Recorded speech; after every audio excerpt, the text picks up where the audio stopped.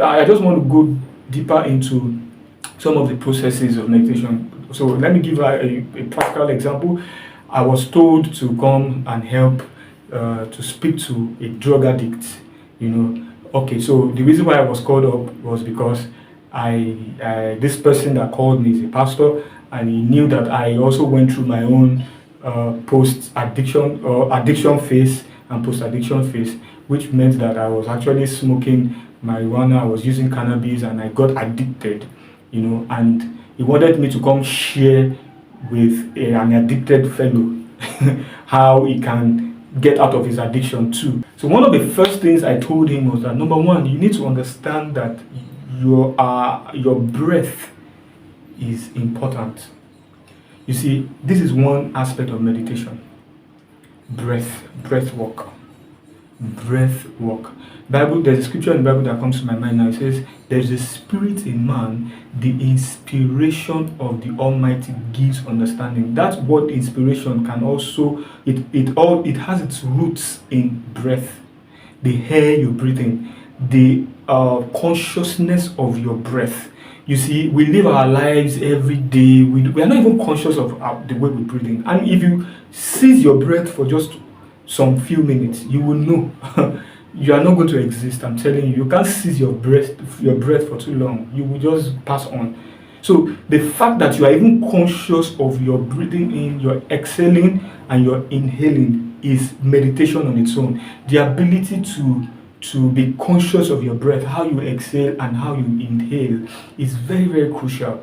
Once you know this, there are people that are actually doing courses on it. Yes, I know people. I've seen courses on breath work. Breath work in itself is very good. It's a form of meditation. If breath work is the only thing you can do, then it is worth it. If breath work is the only thing that you can do in terms of meditation practice, then it is worth it. By doing it over and over again, then you start learning new ways. The truth is, we are creative beings. God is a creative, entity, quote unquote. That's why we call it creative intelligence. So that creative intelligence is who we are, is who I am. I am creating without knowing. Recently, I was in a bus and I was thinking, it just dawned on me that what I am experiencing right now is a result of what I created in the past, either consciously or unconsciously. In fact, 95% of the things I created were unconscious. So that is why I'm going to be talking about in my subsequent videos about how to be grateful and how not to complain, because you actually created your reality as it is right now. Today, the present moment is a culmination or a combination of your past, of all the things that you have created in your past, either consciously or unconsciously. But most of the times, it is unconscious. The thoughts, patterns, the things you've been thinking over the years, and most of the times, those thoughts are unconscious thoughts. And that is why we are recommending meditation to you. So in the process of meditation, you are able to know the thoughts that are running within your mind. Most of the times, we don't know. Thoughts are going on within our minds, and we don't know that these thoughts are going on, and you just realize that you are manifesting things, and you're asking yourself questions. How did I manifest this? How did I get into this problem? We get into problems, we get into situations in our lives, and it's just so unconscious, and you just ask yourself, how did I get here? It is not fluke, it is not magic, it is something you've been thinking without you knowing. So if you are living a poor life, you are living in an environment that is not desirable, and you are thinking, how did I get here? Or you married someone, or you married and you just got into situations that you feel that you don't deserve it. The truth is, you created it, but most of the times the creation is unconscious.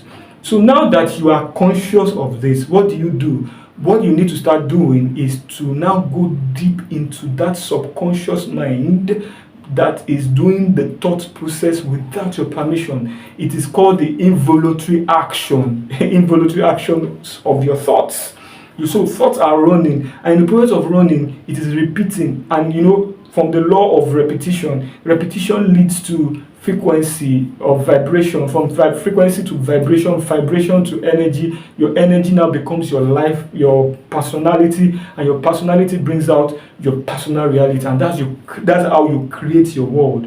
You create your world as a result of thoughts that are running the show within you constantly. And some of these thoughts are as a result of our past experiences, some of the experiences that we've had in our past, especially in our childhood. Especially in our childhood, there are a lot of things that we've experienced when we're a child. In fact, every grown man or woman that you see is a child.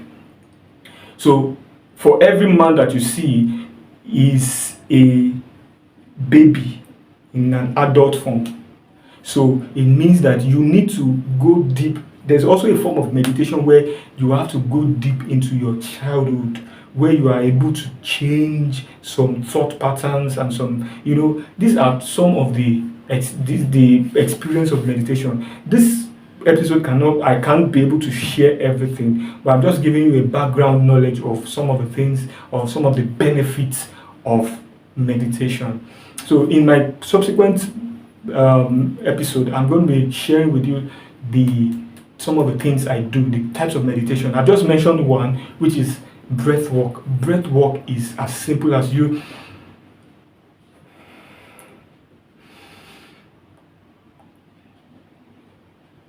so it means that you are conscious of the breath. You breathe in for some few seconds or minutes, or the number of times you can hold it and breathe it out. There are different ways you can do it. You can add numbers. For example, in your mind now, you can just add numbers to it and say, okay, I'm breathing it for some seconds. You can just say, okay, you can count numbers from 1 to 10 or 1 to 20, depending on how you can hold the breath. So you can breathe in from your stomach, or you can breathe in from your heart. And as you do this constantly, it becomes part of you. It becomes, and as you're doing it, you now realize that there are some thoughts that will start coming into your mind. That is another thing entirely. So there's another process by which you need to learn how to be the observer. That's another way of meditation. Today, I'm just going to end it here. The next episode, I'm going to be sharing with you deeper details of the process of meditation. Thank you very much. I love you. Stay inspired. Bye.